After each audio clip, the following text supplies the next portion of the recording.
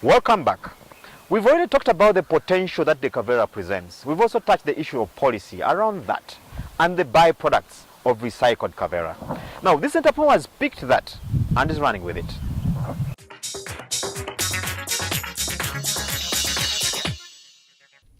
It is estimated that the world uses 500 billion to 1 trillion bags in a year. The Kuvira is problematic because its rate of decomposition is very low. As we fight to phase it away, some entrepreneurs have found ways to recycle plastics into other products and make money out of it. Julius collects tons of used plastics and resells to factories. So I have been collecting this Kuvira. I've been working with this Kuvira for more than 9 years now. We've been collecting this Kuvira from different parts of the country, namely some districts: Hoima, Port Potro, PG, Jinja. He says there's a lot of used plastics that he's able to collect, and from these he sees unlimited supply from which he is making a living. Averagely, we've been collecting like 6 tons a week from different parts of the country. Now, for example, the other Kasasio site of the KCCA, we've been collecting some Kuvira from there. Averagely a week, we can collect more than 3 tons. Then other parts of the country like Jinja, we collect like 10 tons, and other parts like Fort Potro. He earns based on the collection from other people where he cannot access. Julius and many others bring their collections and sell to factories like this one as raw materials. Approximately, someone can collect like 500 kilograms. Other people collect more than a ton. So we go and weigh each individual and we pay him or her.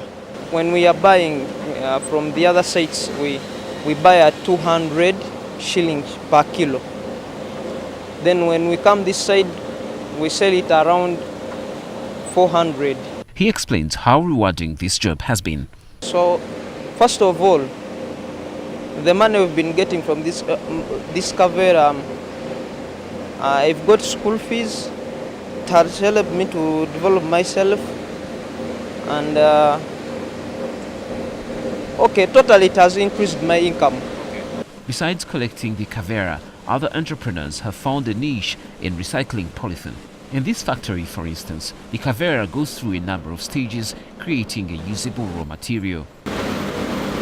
When all the Kuvira is brought in, it is dumped in this place, and it is here where workers take it to the factory.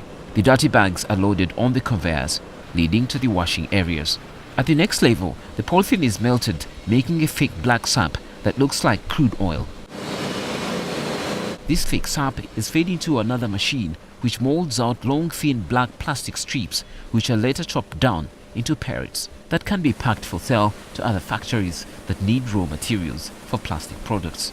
This recycling plant also makes basins, plastic egg trays and polythene sheets. There have been developments of plastic tanks, crafts. Innovators have found ways of weaving plastic into fabric. The products of recycled plastic are vast and are a great opportunity for an entrepreneur. You do not need much to start with. Just like Julius, you can start by collecting the plastic or polythene.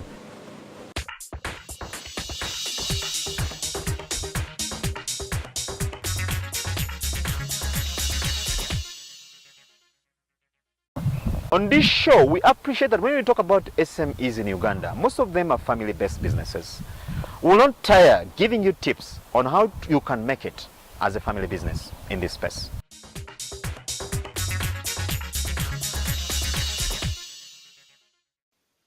The world's economy today is run by large companies, most of which are family-based and have been in existence for over 100 years. Take, for instance, Ford, Toyota, Daimler-Benz, Samsung, and many more. In Uganda, there are quite a few, one of the notable ones being Madvani. But there is a setback in this kind of enterprise. According to PricewaterhouseCoopers, only 30% of family businesses progress to the next generation. Today, we give you tips for any family business that intends to continue 100 years from now. If we want to grow this economy, we need to look at competitiveness of our own businesses, because we don't actually operate in isolation. Yeah, we need to, if we are looking at export markets, if we're looking at growing our own domestic market, we need to make sure that our own businesses are competitive. For you as businesses to actually consider about tax planning, yeah, many a time you find that tax evasion in itself increases the cost of doing business and probably makes you uncompetitive. What does it take to build a business that will last longer than you and will be your legacy? I find probably it is not so much talent, because we emphasize a lot on talent and skilling them and training them, which is important. But what came out strong for me was resilience. The other factors that people don't see that keep you going, to make you really resilient and adaptable and able to be flexible, agility. Some of the things that are not probably emphasized enough in school when they are training, and you get only when you are in an environment. You might have a succession plan in your mind or something that you've scribbled down, but is it robust? Is it documented? Is it discussed? Yeah. So making sure that that succession plan has been discussed is an area where family-owned businesses are actually struggling.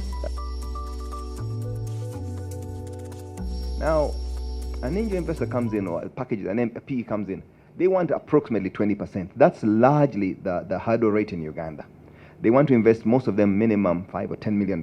Most of them are $10 million.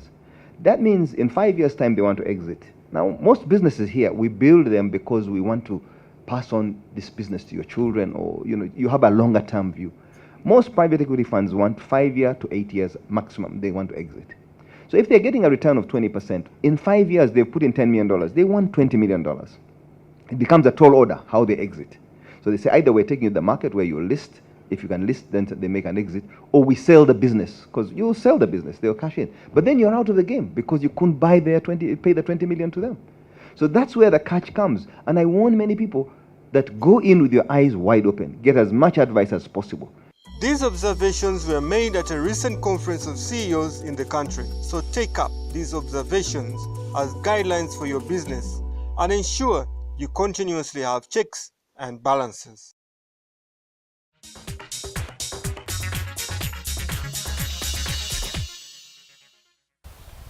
In our technology segment, we try to look at what technology today is doing to your cars.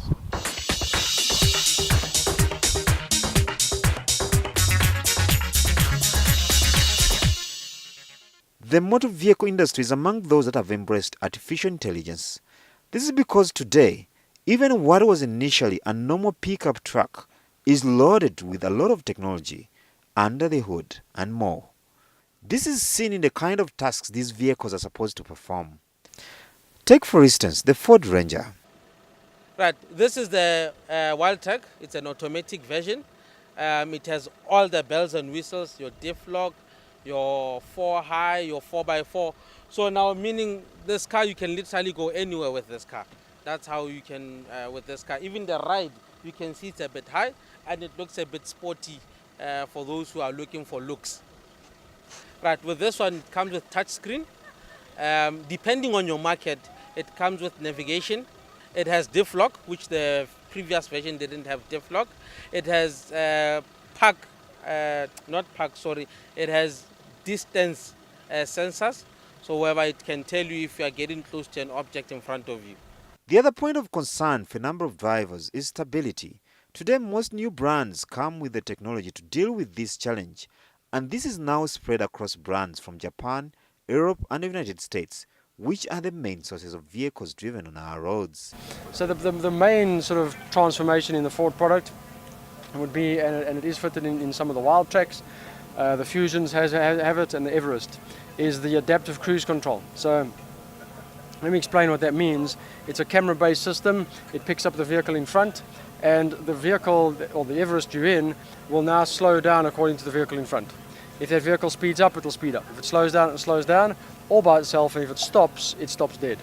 Another safety feature in the Everest with that capability is the park assist, which allows you to parallel park, it allows you to go into reverse parking, and the vehicle controls the steering. Based on cameras and computer systems, all you have to do is control the speed and obviously the brake, but the rest makes easy parking, park assist. And lane departure is also a key thing in the Everest and Wild Track. That tells me if I'm veering off the lane, it sends a verbal reminder, and you can actually feel the steering pulling me back into that lane. So absolutely safety features. The tough bit though, yet so simple if you pay attention, is knowing what your car is capable of doing. The importance of doing this is that you might find yourself that you have a good car, but because of lack of knowledge, you find yourself actually breaking the car and then thinking that the car is not a good product. But by you learning to use the important parts of this car, then you firstly saving money because you're not breaking the car, and secondly you avoiding finding yourself in difficult situation by using the systems on the car.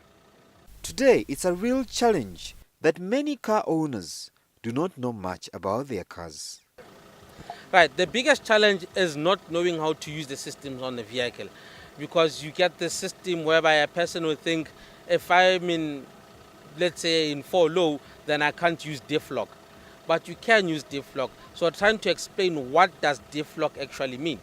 Now with diff lock, typical fashion, if one of the rear wheels is spinning, it means all the power is going to that wheel. The moment you engage diff lock, it means the rear suspension is solid. So now you get 50% power on each wheel, which is able to get you out of a difficult situation. So that's been the major challenge that I've been having. So the next time you plan to order your next car, or fast, whether new or old, at least spend some time learning more about what it can do. It can save you some coins.